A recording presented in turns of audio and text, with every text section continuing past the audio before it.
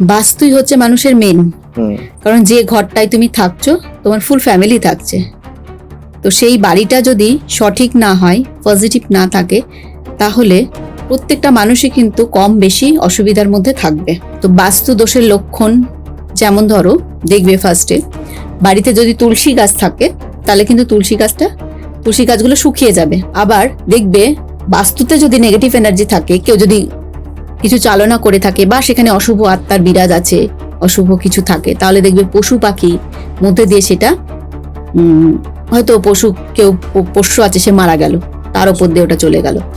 আচ্ছা, বাস্তু দোষ এটা একটা হিউজ ম্যাটার করে এখন। এই বাস্তু দোষের কারণে কি বাড়ির কর্তার মৃত্যু হতে পারে?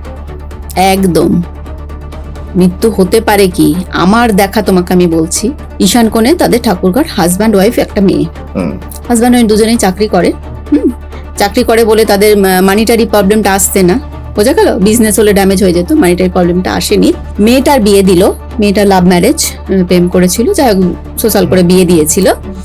1 বছর ঘুরতে না ঘুরতে মেয়েটার একটি সন্তানও হয়ে গেছে। তার মধ্যে তার সন্তান হওয়ার পরে, সন্তানটা বোধহয় ক মাসের হয়েছে, 1 মাস কি 2 মাসের হবে, ছেলেটি কর্মস্থলে গেল, সেখানে তার ডেথ হয়ে গেল। কি বাবা! মানে ওই বাড়ির মেয়েটি বিধবা হয়ে গেল। 1 মাসের সন্তান, 1 মাসের সন্তান।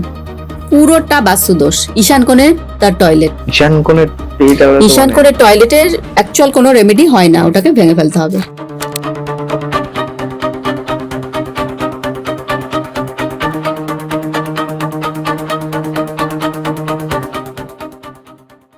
গোসাই ঠাকুরের আড্ডায় আপনাদের আরো একবার স্বাগত। আপনারা জানেন গোসাই ঠাকুর প্রত্যেক সপ্তাহে নতুন নতুন অতিথির সাথে নতুন নতুন বিষয় নিয়ে আসে আপনাদের সামনে। আজকে আমরা যাকে পেয়েছি তিনি গোসাই ঠাকুরের আড্ডায় প্রথমবার, জ্যোতিষ ও তান্ত্রিক মা গায়ত্রী। ওয়েলকাম টু গোসাই ঠাকুরের আড্ডা। নমস্কার। কেমন আছেন? আছি, মায়ের আশীর্বাদে ভালো আছি। চারিদিকে পরিবেশ যেন থমথমে হয়ে গেছে। এই বান মারা, কালা জাদু, এইসব বিষয় নিয়ে মানুষ খুব চিন্তিত। একদম। আমরা এই বিষয়গুলো নিয়ে তো পডকাস্ট করি, আমরা দেখতে পাচ্ছি কত মানুষের বিপদে আছে মানুষ। এরকম কোনো ঘটনা আছে আপনার দীর্ঘ এই সাধন জীবনে যা আপনার মনে দাগ কেটে গেছে? প্রচুর। আমি দীর্ঘ 21 বছর সাধনার লাইনে আছি, তারও বেশি হবে আর কি, মানে বাই প্রফেশন আছি। সাধনা তো ছোটবেলা থেকেই হচ্ছে, তো অভিজ্ঞতা তো হাজারে লাখে আছে। তো সীমিত সময়, সেই জন্য আমি বেশি তো এখানে বলতে পারবো না। কিছু কিছু ঘটনা নিশ্চয়ই বলবো। অ্যাকচুয়ালি আগে তো আমরা টিভিতে ছিলাম, টিভিতে প্রোগ্রাম করতাম, এখন আর মোবাইলে ব্রডকাস্টে তোমাদের সঙ্গে আর কি আড্ডা মারতে চলে আসছি। একদম চেঞ্জ, সবই চেঞ্জ করতে হবে, নাহলে মানুষের কাছে তো পৌঁছানো যাবে না। মানুষের দেখো সমস্যা, এত সমস্যা, মানে আমি কোনটা বলবো আর কোনটা বলবো না সেটাই মানে কনফিউজ হয়ে যাচ্ছি। আমার চেম্বারে বহু মানুষ আসে, তো সব রকমের মানুষ আসে, সব সমস্যা, এবং সব সমস্যার সমাধান আমি দিয়ে থাকি। আচ্ছা, একটা কথা আমি তোমাকে বলছি, মায়ের আশীর্বাদ আছে এবং কৃপা আছে বলে এটা বোধহয় হয়। যারা যারা আমার কাছে আসে, আসার পরে বাড়িতে গিয়ে বলে, মা যে সমস্যা নিয়ে গেছিলাম, এসে না অনেক অনেক আমি শান্তি পাচ্ছি, বা সেই সমস্যা থেকে অনেক যেন মনে হচ্ছে রিল্যাক্স ফিল করছি। রেমেডি নেওয়ার আগে, আচ্ছা, রেমেডি করার আগে কিন্তু, হ্যাঁ, এটা ওরা আমার যারা আসে, আমার ভক্তরা, প্রত্যেকের একই কথা। এবং আমিও ভীষণ অবাক হই যে মায়ের এত এত কৃপা আছে, কারণ আমার সাধনা খুব স্ট্রং সাধনা, স্ট্রং লেভেলের আমি সাধনা করেছি। আচ্ছা, এখন বহু তান্ত্রিক জ্যোতিষী আছে, আমি বলতে চাই না, কারোর কথাই বলতে চাই না এখানে। তো সাধনার জায়গাটা কিন্তু প্রপার ওয়েতে যদি কেউ কমপ্লিট না করে, তাহলে এই যে পজিটিভ অরা, এটা কিন্তু সবার মধ্যে থাকবে না। থাকবে কি? তো তুমি যার কাছেই যাও, সেই ব্যক্তি যদি হাই লেভেলের সাধক বা সাধিকা না হয়, তার সাধনা যদি ঠিক না হয়, তাহলে কিন্তু তুমি রেজাল্ট পাবে না সেখানে। এবং এইটা নিয়েই কিন্তু স্ক্যাম হচ্ছে চারিদিকে। এটা প্রচুর মানুষ আমার কাছে এসে একটাই কথা বলে, বা বাই ফোন বলে, যে আমরা 10 জায়গা 20 জায়গা, কেউ বলে 50 জায়গা গেছি, টাকা দিয়েছি, কোনো কাজ পাইনি। তো তখন আমি বলি যে তাহলে আমার কাছে আবার ফোন করছো, কি ভরসা আছে? বলছে হ্যাঁ, আপনাকে দেখে মনে হয়েছে আপনি সঠিক আছেন, ওই জন্য ফোন করছি, আপনার কাছে কাজ হবে। ইভেন ঈশ্বরের আশীর্বাদ সত্যি হয়। এই যে এতটা সময় নষ্ট করে, মানি ওয়েস্ট করে, সবকিছুই হয়, তাই না? একটা মানুষ যখন ধরো সমস্যায় পড়লে কি হয়, সে ছটফট করে, তাই না? কিভাবে মুক্তি একটা পাবে সেটা পিঁপড়ে যখন ভাবো। আঠার মধ্যে আটকে যায়, সে বেরোনোর জন্য দেখবে আচার পাচার করতে ঠিক। থাকে। তখন সে যেখানেই পায়, যাকেই দেখছে সামনে, সেখানেই চলে যাচ্ছে। সেটা সঠিক কি সেটা বিচার করার ক্ষমতা নেই, ঠিক। চলে যাচ্ছে, গিয়ে সেই সময়টাও চলে যাচ্ছে, তার কষ্টটাও বাড়ছে, সব কিছুই হচ্ছে। তো দুটো কেস আমি বলছি তোমাকে, মানে রিসেন্ট দুটো, আচ্ছা। বানমারার কথাই বলছি। আচ্ছা। তো আমার কালীঘাটে যে চেম্বারটি আছে, সেখানে একটি হাজব্যান্ড ওয়াইফ আসলেন। ওয়াইফের দুটো কিডনি ড্যামেজ, আচ্ছা। পুরো মুখটুক শুকিয়ে গেছে, চুল টুল কেটে এরকম হয়ে গেছে, পুরো শুকনো। তো মেয়েটিকে দেখে আমার এত খারাপ লাগলো যে আমি সত্যি আমার চোখ দিয়ে জল পড়ে গেছে। অল্প বয়স, জাস্ট বিয়ে হয়েছে, তারপর থেকে ধরা পড়েছে কিডনি ড্যামেজ, দুটো কিডনি ড্যামেজ, এবং সে খেতে পারে না। যে সারা শরীরের যন্ত্রণা, খেতে গেলে বমি হয়ে যায়, সে সারা রাত ঘুমায় না। তখন আমি দেখলাম তারই এক নিকট আত্মীয় তাকে বান মেরে দিয়েছে, সহ্য করতে পারেনি। আচ্ছা। মানে ওই যে ছেলেটির সঙ্গে বিয়ে হয়েছে, সেই ছেলেটি খুব একটি ভালো, মানে ডাক্তার, সে ভালো প্রফেশনে আছে। তো ওরা ডাক্তার তো দেখাচ্ছেই, এটা তো ফার্স্টে ডাক্তার দেখাতে হবে, এবং ডাক্তারেও বলে দিয়েছে কিছু, মানে সেরকম কিছু করতে পারছে না, ডায়ালিসিস করছে, এই করছে, চলছে আর কি, কিন্তু মেয়েটি কোনো সুস্থতার দিকে যাচ্ছে না। তখন ওর হাজব্যান্ড, সে নিজে ডাক্তার হয়েও কিন্তু আমার কাছে এসছে যে একবার দেখাতে। হ্যাঁ, এটা আমার কোথাও গিয়ে মনে হয় যে ডাক্তাররা হয়তো ঈশ্বর মানেন কোথাও, কারণ যখন কিছুই করার থাকে না, তারা একটাই কথা বলেন যে ঈশ্বরকে এবার ডাকো। অবশ্যই ঈশ্বরকে তো মানতেই হবে, এটা তো না মানার কোনো জায়গায় নেই। ঈশ্বর থেকেই আমরা সৃষ্টি, প্রত্যেকটা সৃষ্টি, জীব জন্তু যাই বলো, সবই তো সৃষ্টি কে করেছে? ঈশ্বরের থেকে। তো ঈশ্বর না থাকলে তোকে সৃষ্টিই নেই। ঠিক। আর আমাদেরকে মেনটেন করেই তো সেই ঈশ্বর। আমার ইচ্ছা ছাড়া কোনো কিছু, ঈশ্বরের ইচ্ছা ছাড়া আমার নিজের ইচ্ছায় কোনো কিছুই হবে না। ঠিক কথা, ঠিক কথা। আজকে আমি তোমার এখানে আসার আগে গেছিলাম আমি কালীঘাট মন্দিরে মায়ের দর্শন করতে। মন্দির বন্ধ হয়ে গেছে, একটাই হয়ে গেছে, তো সবাই জানে একটাই বন্ধ, চারটাই খুলবে। কিন্তু আমি মন্দির মাকে সামনে থেকে পুরো দর্শন করে এখানে আসছি। এই যে মায়ের মালা যদি থাকে কপালে, কেউ তো আটকাতে। আমরা সাধিকা, আমাদের সঙ্গে মায়ের কানেকশন আছে। একদমই তাই। মা আমাদেরকে ওখান থেকে কোনোদিনই ফেরাবে না। সে মন্দির দরজা হোক, বন্ধ হোক, যাই হোক, দর্শন আমাকে দেবেই দেবেই দেবেই। ঠিক ঠিক।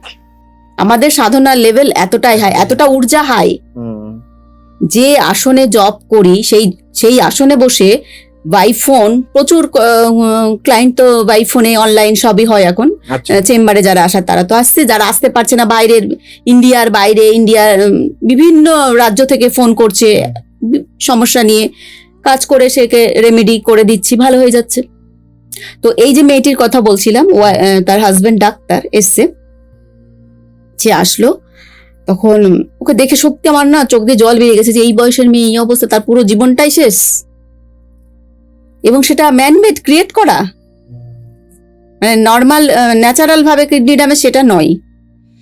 তো আমি তাকে যে রেমেডি করে দিলাম, আমার কাছে যাওয়ার পরেই সে বাড়ি গিয়ে বলছে, মা আমি আজকে ভরপেট খেয়েছি এবং আমার কোনো বমি হয়নি, এবং আমি রাতে নিশ্চিন্তে ঘুমিয়েছি, আমার শরীরে এক ফোঁটা জ্বালা পোড়া করেনি। তারপরের সপ্তাহে রেমেডি নিয়ে গেল, তারপর থেকে সে ডাক্তার দেখাচ্ছে, যত রিপোর্ট সব মানে ভালো এসছে, সব ভালো, মানে কিওর হয়ে যাচ্ছে আস্তে আস্তে। তা এইগুলো মায়ের কৃপা ছাড়া তো হতে পারে কি? আজকে যদি আমি মায়ের সাথে কানেক্টেড না থাকতাম, মায়ের সাধনার লেভেলটা যদি আমার না থাকতো, মা তো এমনি এমনি আমাকে ওই আমার হাত দিয়ে বা আমাকে দিয়ে মানুষের ভালো করাতে পারবে না, তাই কি? পারে না। আচ্ছা, আমাদের গোসাই ঠাকুরের আড্ডার দর্শকরা যদি আপনার সাথে যোগাযোগ করতে চায়, স্ক্রিনে তো নাম্বার যাচ্ছে, এই নাম্বারে ফোন করার বা আপনার সাথে যোগাযোগ করার কি কোনো নির্দিষ্ট টাইমিং আছে? আমাকে সকাল 8টা থেকে রাত্রি 10:30 11টা পর্যন্ত ফোনে পাবে, হোয়াটসঅ্যাপ করলে হোয়াটসঅ্যাপেও পাবে, কোনো অসুবিধা নেই। আর আমার চেম্বার আছে শিয়ালদা, কালীঘাট, দমদম, তোমার বালি, কৃষ্ণনগর। চেম্বারে যারা যারা নিয়ারেস্ট আছে চেম্বারে এসেও আমার সঙ্গে যোগাযোগ করতে পারে। আর যাদের চেম্বারে আসা সম্ভব নয়, যারা বাইরের থেকে ফোন করে, বাইরের সমস্যা আছে, তারা সব অনলাইনে কাজ করে। সব হয়, বহু বহু আমি তো এখান থেকে কাজ করে দিই, তারা ভালো হয়ে যাচ্ছে সমস্যা একদম প্রচুর। ইটালি, আমেরিকা, বাংলাদেশ, তারপরে তোমার দুবাই, তো কন্টিনিউ ওরা হোয়াটসঅ্যাপে ইয়ে করে, রেমেডি নেয়, আমি এখান থেকে কাজ করে দিই। আচ্ছা, এই বান যে মারা হলো, আপনি বললেন যে ঘটনাটা সত্যি বেদনাদায়ক একটা ঘটনা, কিন্তু এই বান কিভাবে মারা হয়? বান তো দেখো, বান কোনো মারে কারা? যারা অসাধু, তারা তো সাধু হতে পারে না, অসাধু। অসাধু তন্ত্রটা বিদ্যাটা মানে ক্যাপচার করেছে, খারাপ ভাবে ক্যাপচার করেছে তন্ত্রটাকে, করে তারা টাকার বিনিময়ে মানুষের ক্ষতি করে। আর বান মারে কারা? দেখা যাচ্ছে নিজের লোক, আত্মীয়দের মধ্যে বেশি এটা হয়ে থাকে। মানে বাইরের লোক, আননোন লোক কিন্তু এগুলো খুব কম করতে পারে না। আচ্ছা, নিজেদের মধ্যেই ঢুকে থাকে, শত্রু নিজেদের মধ্যেই থাকে, মানুষ বুঝতে পারে না। শস্যের মধ্যেই ভূত, এরকম বহু মানুষ এসছে, ধরতেই পারছে না যে শত্রু। আমি দেখিয়ে দিচ্ছি, মানে আমার প্রেডিকশনে চলে আসছে যে এখানে এই এই জায়গা থেকে শত্রু দেখাচ্ছে। ও আচ্ছা, মানে এটা দেখা যায় যে কোথা থেকে? অবশ্যই দেখা যাবে। আচ্ছা, আর আমি যদি আমার সাধনার যে আসন আছে, আসনে বসি, সেখানে বসলে তো সবকিছু আমাকে জলের মতো পরিষ্কার দেখা যাবে। আচ্ছা আচ্ছা, আমি একটা কথা আপনাকে জিজ্ঞাসা করছি, যদি খুব ভুল না হই, আমি যেটুকু আপনার বিষয়ে জেনেছি সেটা হচ্ছে যে আপনি কামাখ্যা সিদ্ধা। একদম। এই কামাখ্যা সিদ্ধা বা তারা সিদ্ধা, এই বিষয়টা যদি একটুখানি বলেন। দেখো, এগুলো তো গুপ্ত বিদ্যা, এগুলো তো তোমাকে আমি এভাবে এক্সপ্লেন করব না পাবলিকের সামনে। আমি জাস্ট বলতে চাইছি যে সবাই তো এই সিদ্ধা হতে পারে না, সবাই লিখতে পারে কিন্তু হতে পারে না। আমাকে কামাখ্যায় গিয়ে থাকতে হয়েছে, সেখানে আমার গুরু আছে। আচ্ছা, কোনো বাড়িতে বসে কিন্তু এই সাধনা করা যায় না। আচ্ছা, সাধনার জায়গা আলাদা, তাই না? তোমাকে যেমন পড়তে গেলে স্কুল, কলেজ, ইউনিভার্সিটিতে যেতে হবে, এগুলোও তাই। অ্যাস্ট্রোলজি বলো, তন্ত্র বলো, তন্ত্র তো খুব কঠিন, কারণ সেখানে গুরুর কাছে তোমাকে পড়ে থাকতে হবে, নাহলে তুমি তন্ত্রের কিচ্ছু শিখতে পারবে না। গুরুর কাছে গিয়ে পড়ে থেকে তার কাছ থেকে তার বিদ্যা নিতে হবে। আচ্ছা, জ্যোতিষটা তুমি ইনস্টিটিউটে যাচ্ছ, শিখছো, এখন অনলাইনে শিখছে, সেটা করে যাবে, কিন্তু তন্ত্রটা কখনো অনলাইনে শেখা যায় না, বা নিজের বাড়ি বসেও শেখা যায় না, কারণ তন্ত্র সর্বৈব গুরুমুখী বিদ্যা। হ্যাঁ, আর তন্ত্র হচ্ছে গুপ্ত বিদ্যা, এটা গুচ্ছ বিদ্যা। এই যে গুপ্ত জিনিস, আমাদের তন্ত্রের যে যে গুপ্ত জিনিসগুলো অ্যাপ্লাই করতে হয় কাজের জন্য, সেগুলো তো আমরা কোনো লোকালয়ের মধ্যে গিয়ে করতে পারবো না, সেগুলো একমাত্র সাধনার পিঠই দরকার। সেক্ষেত্রে কামাখ্যাটা বেশ, তারপরে তোমার তারাপীঠ, সব জায়গাতেই সাধনা করে তারপরেই আমি মানুষের মঙ্গলের জন্য এসেছি। আচ্ছা, বর্তমানে তন্ত্র অনেকটাই উন্মুক্ত হয়ে গেছে, মানে আমি বলতে চাইছি গুপ্ত বিদ্যা খুব একটা আছে কিছু কিছু জায়গা, কিন্তু তন্ত্রের অনেক দিকই মানুষের সামনে চলে এসছে। এই বিষয়টাকে আপনি কিভাবে দেখেন? এই যে এত ওপেনলি তন্ত্র ইউজ হচ্ছে, বা ওপেনলি এই যে বলা হচ্ছে তন্ত্রের খুব ভেতরকার জিনিসপত্র ফেসবুকে বা আমাদের অনেক জায়গাতে বলা হচ্ছে যে এইভাবে করুন, এটা এইভাবে করুন, এই বিষয়টাকে আপনি কিভাবে দেখেন? আপনি যেহেতু কামাখ্যা, তারাপীঠ এইসব জায়গায় আপনি দেখো, এইভাবে করুন এইভাবে করুন বললে তো হবে না। হবে কি, তোমার কাছে সেই পাওয়ার নেই, তুমি ওই মন্ত্রটা বলছো, তোমার মন্ত্রটা সিদ্ধ করা আছে, সেই মন্ত্র দিয়ে তুমি বশীকরণ করবে। হ্যাঁ, দেখি তো সোশ্যাল মিডিয়া, এই মন্ত্র বলো, এটা করো, বশীকরণ হয়ে যাবে 24 ঘন্টায়, 7 দিনে, প্রচুর দেখি। তোমার কি মন্ত্রটা সিদ্ধ করা আছে? তুমি যে, আর তুমি কি সেই সাধিকা বা সাধক যে তুমি বশীকরণ তুমি নিজে করে নেবে? তাহলে আর এত জ্যোতিষতান্ত্রিকে অ্যাড দেওয়ার দরকার কি আছে? তাতে সবাই ওইগুলো দেখেই তো নিজে নিজেই বশীকরণ করে ফেলবে। আমি তো ওটাই ভাবি যে তাহলে আর এদের কাছে তো কেউ আসবে না, সবাই তো বশীকরণ এমনিই হয়ে যাচ্ছে। 2026-এ দাঁড়িয়েও বশীকরণ কি সত্যি হয়? অবশ্যই হয়, তবে তার সঙ্গে তার কানেকশনে থাকতে হবে। অনেকেই প্রশ্ন করে, আমি অনেক অমুক সেলিব্রিটিকে বশীকরণ করব, আমি অনেক নেতাকে বশীকরণ করব, তাহলে কেন হচ্ছে না? এটা নয়, তার সঙ্গে তার কানেকশন থাকতে হবে না? তোমার সঙ্গে সেই ব্যক্তির ঊর্জার একটা লেনদেন থাকতে হবে। তবে নাহলে বশীকরণ নাহলে অত সোজা বশীকরণ না। হবে না। হুম। আচ্ছা, এরকম কোনো ঘটনা আছে আপনার যে আপনার চেম্বারে এসছে হুম। বশীকরণ বা এরকম ব্ল্যাক ম্যাজিক নিয়ে? প্রচুর একটা বশীকরণ প্রচুর। একটা শুনি বশীকরণ নিয়ে। বশীকরণ তো প্রচুর, মানে কি কি বলবো, এখন তো বশীকরণের ছড়াছড়ি। আর সব থেকে বেশি মানুষ ফোন করে এখন যেটা এই যে সিস্টেমটা চলে এসেছে, যে থার্ড পার্টি রিলেশন এখন প্রত্যেকটা বাড়ির, সরি আমার যদি কোনো ভুল হয়ে থাকে আমি ক্ষমা চাইছি, প্রত্যেকটা বাড়ির না, কি আমাদের কাছে যেহেতু ফোন আসে বা ক্লায়েন্ট আসে, ম্যাক্সিমাম মানুষ ধরো হাজবেন্ডরা বাইরে রিলেশন রাখছে, ওয়াইফরা বাইরে রিলেশন রাখছে। এটা তো মানো, এটা মানতেই হবে সবাইকে। আর সব থেকে বেশি আমরা জানি, কারণ আমাদের কাছে ডেলি এই ধরনের ফোন বোধহয় 50-60টা আসে। বশীকরণ, এর সঙ্গে সম্পর্ক ছিল অমুক বাড়ির বউয়ের সাথে, অমুকের বউয়ের সাথে, উনি কি বিবাহিত? হ্যাঁ বিবাহিত, এখন আর আমাকে পাত্তা দিচ্ছে না, এই হচ্ছে না, আমি খুব হেল্প করেছি, টাকা পয়সা দিয়েছি, সঙ্গে থেকেছি, এই করেছি, এখন আর আমাকে চাইছে না, ওনাকে চাই, এনে দিতেই হবে। এই ধরনের, এই রিসেন্ট একটা কথা বলছি, একটা না অনেক কথা আছে, তার মধ্যে একদম বলছি, সে তো বহু দূর থেকে এসছে, বোধহয় সে বর্ধমানের প্রত্যন্ত গ্রামের দিক থেকে এসছে আমার কালীঘাট চেম্বারে। এবার সেই দিন আমি রবিবারে কালীঘাটে থাকি, আমি বলছি না তুমি তো কোথাও এখন আর পাচ্ছ না, তোমাকে আসতে হলে কালীঘাট চেম্বারে আসতে হবে, বলে আমি তাই যাব। তো সেই ছেলেটি ওখান থেকে চলে এসছে কালীঘাটে, সে একটি মহিলাকে ভালোবাসতো, তার স্বামীও জানে, সবই জানে, যাই হোক সেই মহিলাটি কোনো কারণে তাকে আর অ্যালাউ করছে না, তার সঙ্গে আর মিশছেও না, তাকে ফোনে ব্লক করে দিয়েছে, কোনো কথা নেই। সে তো পাগলের মতো ছটফট করছে তাকে পাওয়ার জন্য, যে তাকে আমাকে এনে দিতেই হবে, মানে এইরকম ব্যাপার। তো আমার কাছে আসলো, তারপরে আমি ঠিক আছে তুমি যাও, দেখছি। তারপরে পরের দিন ফোন করলো, মা ফোন খুলে দিয়েছে, কথা বলছে, এখন ও নিজে থেকেই আমাকে চাইছে। খুব ভালো কথা, তুমি তো অনেক ব্যাকুল হয়ে গেছিলে, ছটফট করছিলে। তো এই হচ্ছে মানুষ প্রেমে পাগল, বিবাহিত মহিলা। চিন্তা করা যায়, মানে আপনার কোথাও গিয়ে মনে হয় না যে সমাজটা কোথাও খারাপের দিকে চলে যাচ্ছে? মনে তো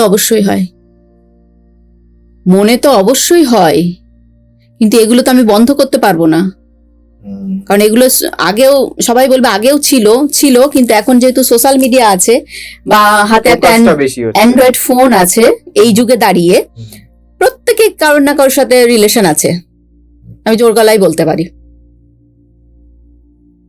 তোমাকে একটা খুব শকিং বলছি, আমি রিসেন্ট আমার বালি চেম্বারে এসেছিল মেদিনীপুর থেকে একটি ছেলে, মানে এসে ধানাই ফানাই করছে, আমি যদি কি জানতে চাও, কি প্রেডিকশন নেবে, তো বলে হ্যাঁ দেখুন আমার ক্যারিয়ারটা কি আছে, চাকরি বাকরি কি আছে, হ্যান ত্যান এগুলো, আচ্ছা ঠিক সব প্রেডিকশন আমি করে দিলাম। তারপরে আসল কথায় আসলাম, মানে বলতে পারছে না, হেজিটেট ফিল করছে। তো বলছে আমার একটা পাশের বাড়ির কাকিমা আছে, তাকে আমার খুব ভালো লাগে, আমার সঙ্গে খুব ভালো সম্পর্ক ছিল, এখন না উনি আর আমাকে ঠিক আগের মতো পাত্তা দিচ্ছে না, করছে না। ছবি আছে, দেখি, ছবি দেখালো, ওর সঙ্গে কাকিমা, কাকু, তার একটা বোধহয় বাচ্চা, এইসব ছবিগুলো দেখালো। যাই হোক, তুমি কি চাইছো, কারণ তুমি যদি প্রেম করতে চাও, ফিজিক্যালি হতে চাও, তার কাজ আলাদা, আর যদি তুমি মায়ের মতো কাকিমাকে কাছে রাখতে চাও, তার কাজ আলাদা। সত্যি কথা বলবে। বলছে না আমি সেটা চাইছি না, মায়ের মতোই চাইছি, আমি একটু ঘুরতে টুরতে যাবো এখানে ওখানে। তার মানেটা কি দাঁড়ালো? পরবর্তীকালে আমি যেটা ভাবলাম, ওটা ওর কোনো পাশের বাড়ির কাকিমাই নাই, ওটা ওর নিজেরই কাকিমা। আমি যেটা বুঝলাম, আচ্ছা, এত নোংরা হয়ে গেছে আমাদের সমাজ, কাউকে বিশ্বাস করা যাবে না। তুমি তো চারিদিকে ঘটনাগুলো দেখছো, নিজের দাদুকে বিশ্বাস নেই, নিজের বাবাকে বিশ্বাস নেই, মেয়েরা তো একদম ইনসিকিউর। নিজের কাকিমা, সে হয়তো পুত্র তুল্য স্নেহ করে, হয়তো ভালোবাসে কি কিছু, কিন্তু এর মেন্টালিটি দেখো কতটা নোংরা। তো আমাদের এই সব দিনে না অনেক, আমি এই ফোনগুলো না অ্যাভয়েড করি, আমি এইগুলো নিতে চাই না। আমি সলিড, তোমার কোনো প্রবলেম হোক, স্বামী স্ত্রীর সমস্যা হচ্ছে, তোমার বাস্তু সমস্যা, তোমার শারীরিক সমস্যা, তোমার কাজের সমস্যা, সন্তান নিয়ে সমস্যা, এগুলো সব আমি খুব কেয়ারফুলি দেখি, কিন্তু এইসব জিনিসগুলো না আমি অ্যাভয়েডই করি। কিন্তু তার মধ্যেও কিছু কিছু চলে আসে, এসে পায়ে ধরে যায়, আমাকে ফিরিয়ে আনতেই হবে, দিতেই হবে, না আমি বাঁচবো না, মরে যাব, এই করব সেই করব। আচ্ছা, আমরা অনেক সময় দেখি এই আপনি কথাটা বললেন বলে আমার হট করে মনে পড়লো, সেটা হচ্ছে অনেকের সন্তান নিয়ে প্রেগনেন্সিতে অনেক সমস্যা দেখা দেয়, হুম। ডাক্তারি মতে সেগুলো ধরা পড়ে না। একদম। তো কোথাও কি তন্ত্রক্রিয়া সেই জায়গাটাকে সলভ করতে পারে? হ্যাঁ পারে, আমি করেছি। ডাক্তারে বলে দিয়েছে, আমার বহু পুরনো ক্লায়েন্ট, এবং সে সবকিছুই আমার হাত দিয়েই হয়েছে। আচ্ছা। বিয়ে বলো, পড়াশোনা বলো, সব এভরিথিং এ টু জেড। এরকম অনেক আছে, অনেক আমার বাধা ধরা ক্লায়েন্ট আছে। তো বিয়ের পরে কিছুদিন পরেই, অল্প বয়স, ডাক্তার দেখিয়েছে, ডাক্তার বলেছে যে না, বাচ্চা হওয়ার প্রবলেম আছে, হবে না। যাই হোক, ঘাবড়ে গেছে। একটি ছেলে, বিয়ে হয়েছে, একটি ছেলে সন্তান, তার মায়েরও একটি মেয়ে। আচ্ছা। তারপরে আসলো, আমরা না না, কে বলেছে সন্তান হবে না? হবে, সব হবে, দেখো তোমার যা হবে সব ভালো হবে এবং সবকিছুই হবে। তো তারপরেই তো তার বাচ্চা হলো, প্রেগনেন্ট হলো এবং বাচ্চাও হয়ে গেছে। এরকম 4-5টা কেস, মানে রিসেন্ট, 1 বছরের মধ্যে বলছি আমি। আচ্ছা আচ্ছা, বাস্তু দোষ এটা একটা হিউজ ম্যাটার একদম। করে এখন। এই বাস্তু দোষের কারণে কি বাড়ির কর্তার মৃত্যু হতে পারে? একদম, মৃত্যু হতে পারে। কি আমার দেখা, তোমাকে আমি বলছি, হ্যাঁ। যে ঈশান কোণে ঠাকুর ঘর, এটা বলছি, মানে কৃষ্ণনগরের ঘটনায় বলছি। আচ্ছা, একটা আচ্ছা। ঈশান কোণে তাদের ঠাকুর ঘর, হাজব্যান্ড ওয়াইফ, একটা মেয়ে। হাজব্যান্ড ওয়াইফ দুজনেই চাকরি করে।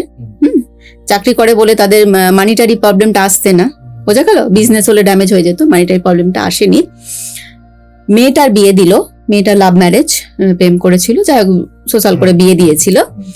1 বছর ঘুরতে না ঘুরতে মেয়েটার একটি সন্তানও হয়ে গেছে তার মধ্যে। তার সন্তান হওয়ার পরে, সন্তানটা বোধহয় ক মাসের হয়েছে, 1 মাস কি 2 মাসের হবে, ছেলেটি কর্মস্থলে গেল, সেখানে তার ডেথ হয়ে গেল। কি বাবা! মানে ওই বাড়ির মেয়েটি বিধবা হয়ে গেল। 1 মাসের সন্তান। 1 মাসের সন্তান। তার কিছু বছর পরে, মানে তার মায়ের, মানে ওই বাড়ির যিনি মহিলা, তেনার ক্যান্সার ধরা পড়লো, ব্রেস্ট ক্যান্সার। তার 2 বছর, জামাই মারা গেল, তার 2 বছরের মধ্যে আবার উনিও মারা গেলেন। মানে এটা পুরো বাস্তু দোষের। পুরোটা বাস্তু দোষ। ঈশান কোণে তার টয়লেট, ঈশান কোণের ঈশান কোণের টয়লেটের অ্যাকচুয়াল কোনো রেমেডি হয় না, ওটাকে ভেঙে ফেলতে হবে। কারণ এর যা মারাত্মক এফেক্ট, মানে আরো প্রচুর আছে এরকম ডেথ হয়েছে ওই বাড়িতে। আরেকজন বড় বিজনেসম্যান, মানে নাম করা, বলছি আমি, নদিয়া ডিস্ট্রিক্টের নাম করা গার্মেন্টস এর বিজনেসম্যান ছিলেন, বিশাল পয়সা একটাকে, মানে ওই এলাকায় উনি নাম্বার 1। নতুন বাড়ি করেছে, ঈশান কোণে টয়লেট। বছর 2-এর মধ্যে হঠাৎ করে স্ট্রোক হলো, উনি মারা গেলেন। আচ্ছা, আমি একটা কথা আপনাকে জিজ্ঞাসা করছি।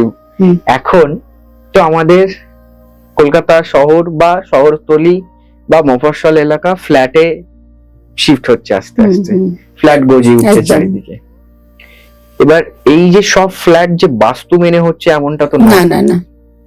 তাহলে ধরুন কিচেন আর ওয়াশরুম কমন ওয়াল, এটা প্রত্যেকটা ফ্ল্যাটেই। হ্যাঁ, এটা ম্যাক্সিমাম ফ্ল্যাট বাড়িতে তাই হচ্ছে, ফ্ল্যাটে তো তাই।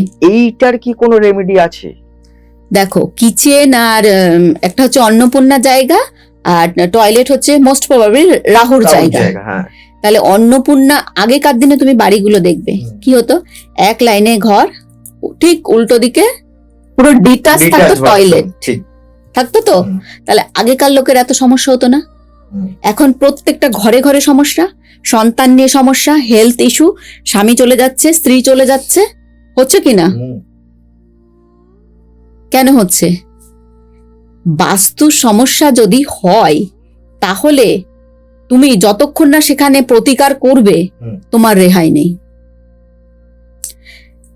আর দেখবে অনেক বাড়িতে টয়লেটের দরজা খুলে রাখে, টয়লেট শুকাচ্ছে, এই করছে, বারবার খুলে রাখে। কিন্তু এটা খুব খারাপ জিনিস যে টয়লেটের দরজা খুলে রাখা। যত নেগেটিভ এনার্জি পুরো তোমার ঘরে স্প্রেড করবে। টয়লেটের দরজা অল টাইম বন্ধ থাকবে। রাহুর বাস হচ্ছে টয়লেটে। টয়লেটে জামা কাপড় ছেড়ে রেখে সেই জামা কাপড় আবার পরিধান করা, সেটা যে কি পরিমাণ নেগেটিভ মানে ক্যারি করছে, মারাত্মক। এই জিনিসগুলো এখন অনেকেই মানে না।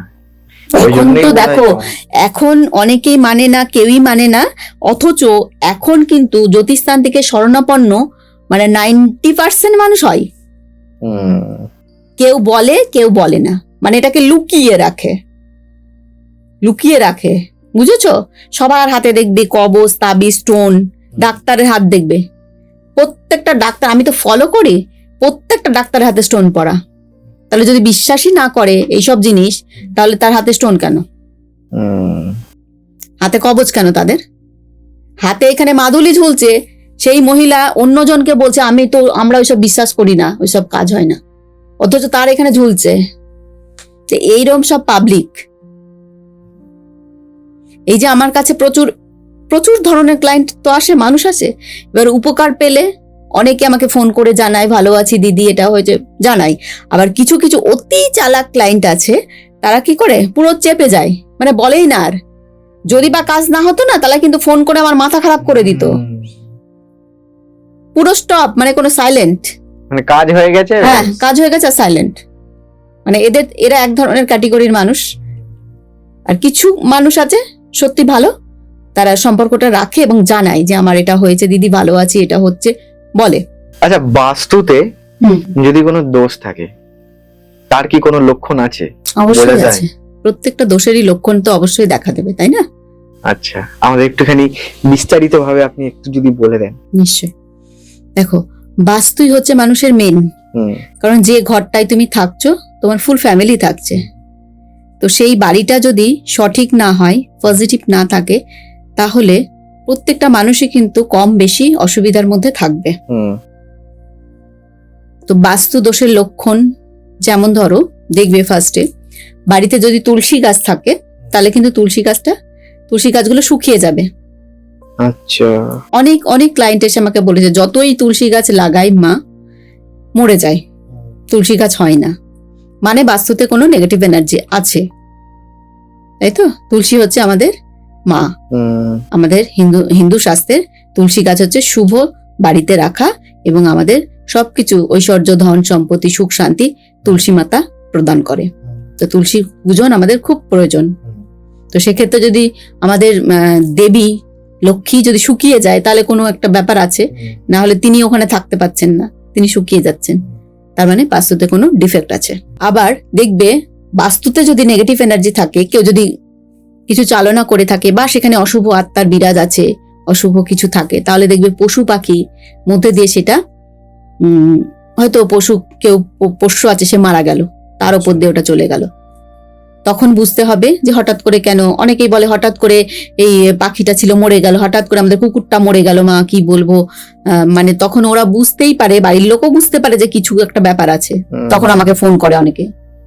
আচ্ছা, বাড়িতে দেখবে অসুস্থতা কাটবে না, কেউ না কেউ অসুস্থ হয়েই থাকবে, আর এই অসুস্থতার কারণে জলের মতো তোমার অর্থ বেরিয়ে যাবে। তুমি আজকে যদি মানে 10,000 টাকা এনে রাখলে যে আমি এটা একটু সেভিংস করব, কিন্তু সেটা কোনোদিনই হবে না। পরের দিনই দেখবে তোমার কোনো একটা ইস্যু তৈরি হয়ে গেল, তোমার টাকাটা বেরিয়ে চলে গেল। এটা একটা বাস্তুদোষের লক্ষণ। আচ্ছা, এই যে আপনি বললেন যে ফোন করে আপনাকে অনেক এরকম হলে, আপনি কি বাস্তু ভিজিট করেন? হ্যাঁ, বাস্তু ভিজিট করি তো।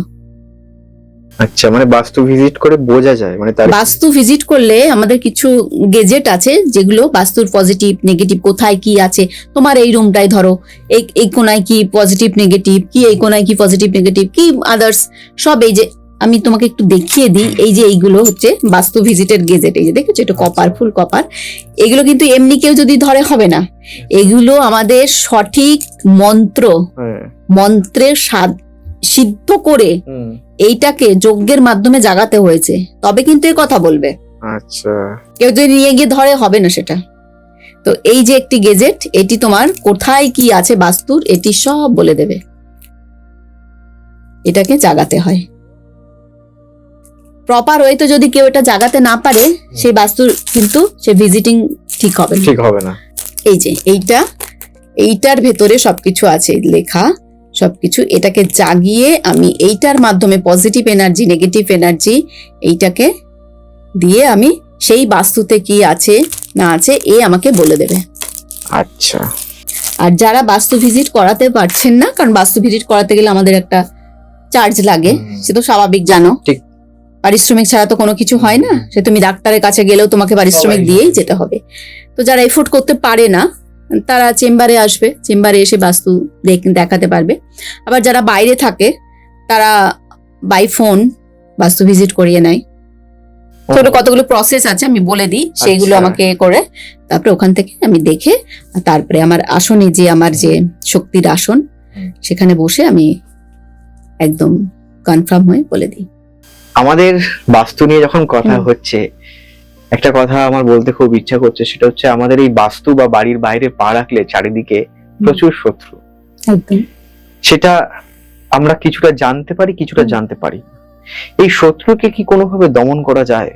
মানে যারা স্থিতি বিরক্ত হয়ে গেছে শত্রু এতে, এটা কি দমন করা যায় কোনোভাবে? হ্যাঁ, 100% দমন করা যায়।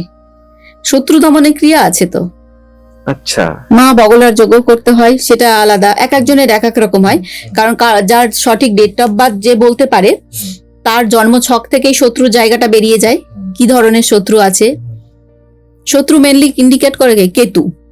কেতু প্ল্যানেট হচ্ছে শত্রুকে ইন্ডিকেট করে। তো সেই জায়গা থেকে আমরা তার কোন ঘরে আছে, কোন গ্রহের সঙ্গে আছে, কি ডিগ্রিতে আছে, কোন নক্ষত্র আছে, এইগুলো দেখতে হয়। এগুলো দেখে তারপরে শত্রু কি ধরনের আমরা তখন বুঝে নিই যে এই ধরনের শত্রু। ও আচ্ছা, মানে এটা ওই চার্ট দেখেই? হ্যাঁ, চার্ট দেখে ওটা বোঝা গেল। এইবার যাদের চার্ট নেই, ডেট অফ বার্থ নেই, তারা কি শত্রু ধরতে পারবে না? তখন আমাদের তন্ত্রবিদ্যা অ্যাপ্লাই করতে হয়। আচ্ছা। তন্ত্রবিদ্যা অ্যাপ্লাই করে তার নাম, ছবি, গোত্র এইসব দিয়ে আমরা মায়ের কাছে আসনে বসে মাকে কানেক্ট করি যে এর এই অবস্থা, কি হচ্ছে, শত্রুকে কে কি করছে। তো তখন মা আমাকে ওটা ইশারা করে দেয় যে এই, তখন আমি ওটা বুঝে নিই যে এর শত্রু এই জায়গা থেকে আসছে। আচ্ছা। আর প্রতিবেশী শত্রু, এটা তো ম্যাক্সিমাম মানুষেরই প্রতিবেশী। মানে একটু কেউ যদি উন্নতি করে, ধরো এর ছেলেটা বা এর মেয়েটা ভালো পড়াশোনা করছে, ভালো কম্পিউটার সায়েন্স নিয়ে পড়ছে, কেউ ডাক্তারি পড়ছে, ভালো জায়গায় চলে গেছে, ব্যাস পাশের বাড়ি দিয়ে হিংসা করতে লেগে গেছে। আরে সেদিন আমার একটা ক্লায়েন্ট বলছে ও একটা কিসের পরীক্ষা দেবে, ওর না পরীক্ষা দেবে হচ্ছে, ও ইয়েতে জব করে, তোমার কি বলে, তোমার সল্ট লেকে, হ্যাঁ ওই রকমই কিছু একটা বড় ইয়েতে জব করে, অল্প বয়স মেয়েটার। ওকে কোম্পানি থেকে, বয়স অল্প হলে ওর পোস্ট অনেক হাই আছে, ওকে কোম্পানি থেকে মুম্বাইয়ে পাঠিয়েছে। আচ্ছা। একমাত্র ওকেই পাঠিয়েছে। তো তখন ও ওর বেস্ট ফ্রেন্ডকে ফোন করে বলেছে যে আমাকে জানিস তো মুম্বাইয়ে অফিস পাঠাচ্ছে। ও বলছে সঙ্গে সঙ্গে ফোনে ব্লক করে দিয়েছে।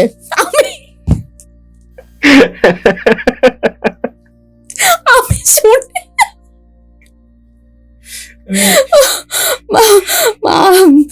তো ওর এমনি আমার কাছে আসে রেগুলার, অনেকবার এসছে বিভিন্ন প্রবলেম নিয়ে, ফ্যামিলির প্রবলেম। তো ওর চার্ট আমি দেখেছি যে ওর অরিজিনালি শত্রু, মানে ওর বন্ধু সার্কেলটাই শত্রু। ওর মায়ের সাথে ভালো ফ্রেন্ডশিপ আছে, মানে মায়ের সাথেই ফ্রেন্ডশিপটা রাখো, আদার্স ফ্রেন্ডশিপ রাখার দরকার নেই। এবং রিসেন্ট মানে জলজান্ত প্রমাণ। তো এইরকম হচ্ছে আজকালকার দিনের মানসিকতা। কেউ কারোর ভালো না, এক বিন্দু না। সে যদি একটা দামি ড্রেসও কেনে, তাহলে তার অপোজিটে যে ফ্রেন্ড আছে সে কিন্তু জেলাস করছে, সে সহ্য করতে পারছে না, সে আরো দামি কিনবে বলে বাড়িতে প্রেসার দিচ্ছে, আমাকে ওই ড্রেসটা কিনতে হবে, কিনতেই হবে, নাহলে আমি এই করবো। আর আজকালকার ছেলে মেয়ে ভীষণ অবাধ্য, যেটা বলবে সেটাই করতে হবে, সে বাবা মা পারুক আর না পারুক। তুমি একটা গাড়ি কিনলে, তুমি তো অনেক পরিশ্রম করেছো, করে একটা গাড়ি শখের একটা কিনলে, ইএমআই দিচ্ছ, সেটা কেউ দেখবে না, তুমি কষ্ট করে ইএমআই দিচ্ছ তবে তো গাড়িটা এসছে। কিন্তু তোমার প্রতিবেশী এত পরিমাণ জেলাস করে দেবে, তোমার সাথে কথা বলাই বন্ধ করে দেবে, কথা বলাই বন্ধ করে দেবে। মানে এটা আমার বাস্তব অভিজ্ঞতা থেকে বলছি। আচ্ছা, নজর কি লাগে?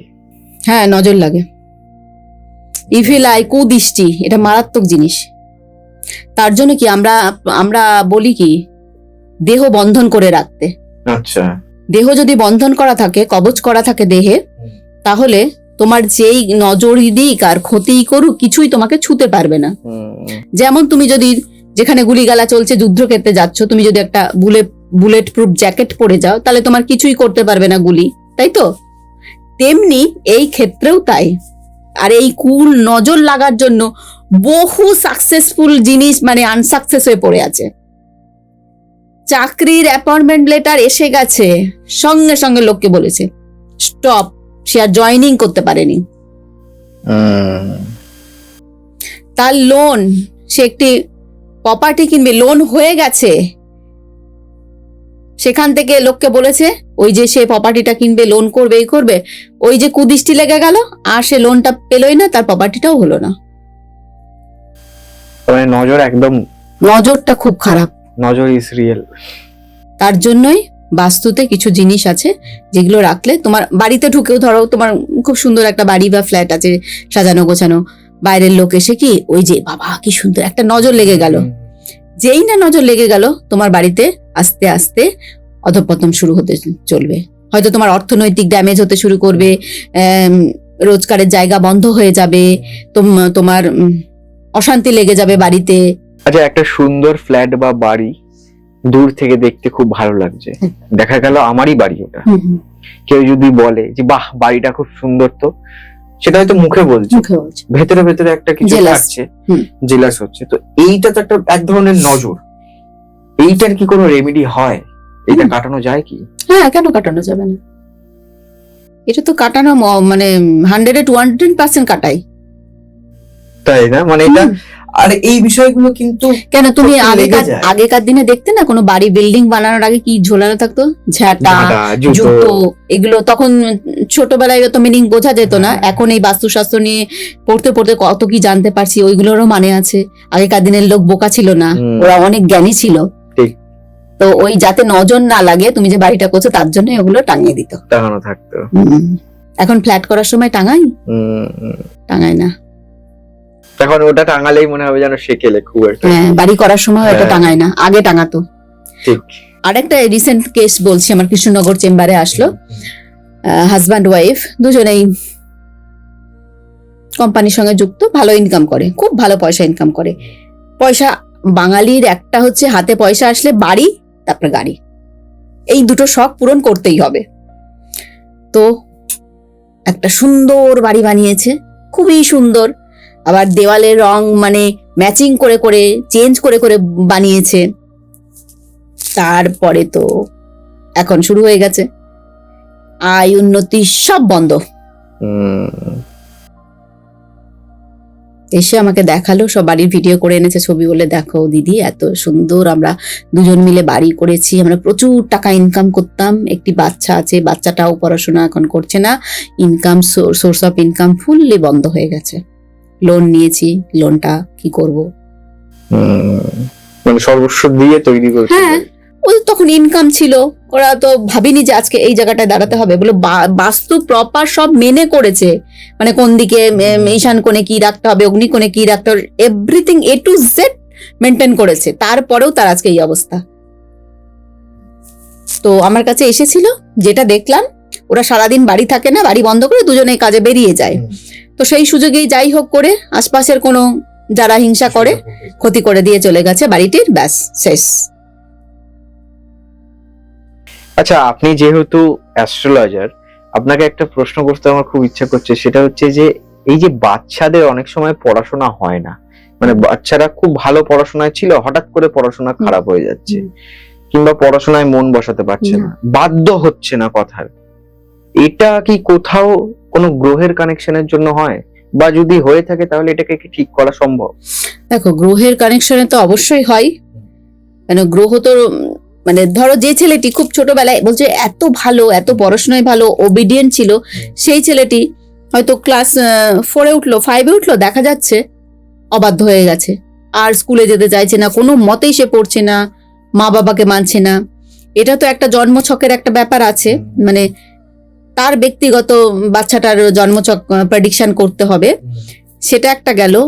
আর একটা গেল, বললাম যে বাস্তু যদি খারাপ থাকে তাহলেও কিন্তু এটা হতে পারে, সন্তান খারাপ হতে পারে, সন্তান অবাধ্য হতে পারে। ও, এটা বাস্তুর জন্য? হ্যাঁ, বাস্তুর জন্য তো হবে। আচ্ছা, ফার্স্টে হচ্ছে বাচ্চার ডেট অফ বার্থ দিয়ে ওর চার্টটা প্রেডিকশন করতে হবে। যদি ওর চার্টে কোনো নেগেটিভ কিছু থাকে তাহলে, যদি কোনো গ্রহের দোষ থাকে সেটা হলেও হতে পারে, বা বাস্তু থেকে হতে পারে, বা আর একটা ওই যে লোকে ক্ষতি করলেও হতে পারে, যে ক্ষতি করেছে এর বা একে ক্ষতি করতে হবে, এর সন্তান যেন খারাপ হয়ে যায়, এরকম প্রচুর করে ক্ষতি, প্রচুর প্রচুর মানুষ এসছে এরকম। মানে বাচ্চাদের উপরেও হ্যাঁ। ক্ষতি করে, বাচ্চাদের মানে ক্ষতি করে কোথায় চলে গেছে, কেউ কারোর ভালো দেখতে পারে না। না, মানে তার ননদ মানে বৌদির বাচ্চা হতে দেবে না, বাচ্চা হলে ওয়ারিশ আসবে, সে সম্পত্তির ভাগ নেবে। মানে মানুষের এত, ঈশ্বর এত মানুষ সৃষ্টি করেছে কোটি কোটি, চরিত্রও কিন্তু কোটি কোটি, আচ্ছা, চরিত্রও কোটি কোটি। আমরা তো অবাক হয়ে যাই শুনে শুনে। আপনি তো দীর্ঘদিন ধরে সাধনা করছেন, শুরুতে কোথাও ভয় লাগেনি যে আসনে বসে সাধনা করতে? না, ভয় কখনো লাগেনি, তবে ফিল করেছি, ঈশ্বরকে ফিল করেছি। যেমন সাধনা জপ করতে বসে, ধরো কামাখ্যার কথাই বলছি, শুধু নির্জন, সেটা রাতে, সবসময় জপ করে তো ওরম ভাবে আমরা উঠে পড়তে পারি না। ওটা হয়তো 15 দিন 1 মাস একটা জপ করতে হবে, তোমাকে না খেয়ে না দিয়ে ওই আসন বসে, ওই আসনে ছাড়লেও হবে না, আচ্ছা, জপ করে যেতে হবে। তো তখন ঈশ্বর তো পরীক্ষা নাই, ঈশ্বর পরীক্ষা নাই, চারিদিকে অনেক নেগেটিভ এনার্জি থাকে, আত্মা মাত্রা তোমাকে এসে ওটা এফেক্ট করবে, তোমাকে জ্বালাতন করবে, আওয়াজ আসবে। এবার তুমি যদি আসন ছেড়ে উঠে পড়ো ভয়ে, তাহলে তো সাধনা হয়ে গেল। তো এরকম তো প্রচুর, মানে আসন পুরো টলিয়ে দেবে, তুমি যে বসে আছো পাহাড়ের মাথায়, পাহাড় পুরো টলিয়ে দেবে, মনে হবে যেন এই বুঝে আমি উল্টে গেলাম, মরে গেলাম, পড়ে গেলাম। তোমাকে পরীক্ষা নেবে এগুলো। আপনি হ্যাঁ, তার মধ্যে থেকে তুমি যদি স্ট্রংলি নিজেকে ধরে রাখতে পারো, তবেই তুমি সিদ্ধি হলে, নাহলে কিন্তু গেলে। সাধনাটা তো অত সোজা জিনিস নয়, প্রচুর কঠিন, আর এখানে প্রচুর সাহসের দরকার। সাহস, তোমাকে একা থাকতে হবে সেখানে। তুমি শ্মশানে একা যাচ্ছ, শ্মশানে একা গিয়ে সেই সাধনাটা তোমাকে করতে হবে, সেইটা শিখতে হবে, তোমার গুরু তোমাকে নির্দেশ দেবে, তোমাকে ওইখানে এই রাত্রেবেলা একা গিয়ে ওইটা করতে হবে। তখন যদি ভয় পাও তাহলে তো হবে না। আচ্ছা, আপনার এত চেম্বার চারিদিকে আছে, এত জায়গাতে আপনি বসেন, প্রচুর মানুষকে আপনি দেখেছেন, প্রচুর। এইরকম কোন ঘটনা আছে যে ঘটনাটা আপনি আগে যে বললেন আমাদের এই ঘটনাগুলোর থেকে আলাদা? যেরকম যদি ঘটনা একটা আপনি বলেন আমাদের। বলছি, ভৌতিক ব্যাপারই বলি একটা। আমার বর্ধমানের এদিকে বলছি, একজন, ওরা আমার পার্মানেন্ট ক্লায়েন্ট, এখনো আমার সাথে যোগাযোগ আছে অনেক বছরের। আচ্ছা। তো ওই বাড়িতে আমি গেছিলাম একবার, ওদের বাস্তু দোষের যজ্ঞ করতে গেছিলাম, করে এসেছিলাম। তার আগে ওই বাড়ির যে বৌমা, হঠাৎ করে বৌমাটি মানে সবসময় একটা চারিদিকে ওই যেটাকে ভূত বলে, ভূত দেখতো। ধরো দাঁড়িয়ে আছে, ওর পাশে কেউ এসে দাঁড়ালো, ও বলছে আমি দেখতে পাচ্ছি, কিন্তু আদার্স কেউ দেখতে পাচ্ছে না, মানে ওর হাজবেন্ড বলো, শাশুড়ি বলো, ওরা দেখতে পাচ্ছে না, শুধু ওই বৌমাটি দেখতে পাচ্ছে। রাত্রেবেলা শুতে যাচ্ছে, জানলা বলছে, জানলাকে হাত দিয়ে ধাপ করে আওয়াজ করছে। ওর হাজবেন্ড বলছে কই, আমি তো শুনতে পাচ্ছি না, বলছে ওই দেখো আমি দেখতে পাচ্ছি, ওই দেখো জানলার ওই ধারে কে, সে জানলা ধাক্কাচ্ছে। মানে সবসময় এরকম ও ফিল করছে, মানে থাকতে পারছে না বৌমাটি। আচ্ছা। তো ওর শাশুড়ি আমার খুব ভক্ত, তখন আমাকে ফোন করে বললো, গুরুমা এরকম হচ্ছে, বৌমা তো কোনো মতে কিছু হচ্ছে না, অনেক কিছু দেখালাম, ডাক্তার দেখালাম, এদিকে বললাম, কিছুতেই এটা যাচ্ছে না। তখন মানে ওকে একটা আত্মা ধরেছিল, ওর উপর ভর করেছিল।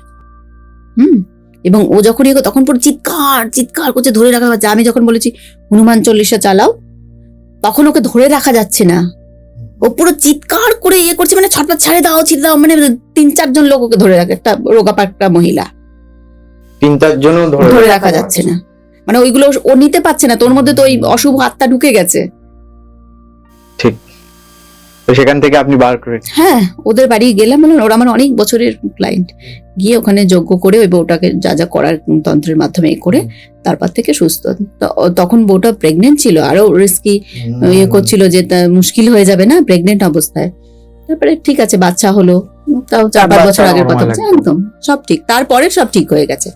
আচ্ছা। তো এরকম অনেক মানুষ এরকম ভৌতিক ব্যাপার আসে, তো সেগুলো দেখো, সেগুলো তাড়াতে গেলে তো আর ডাক্তারের কাছে গেলে হবে না।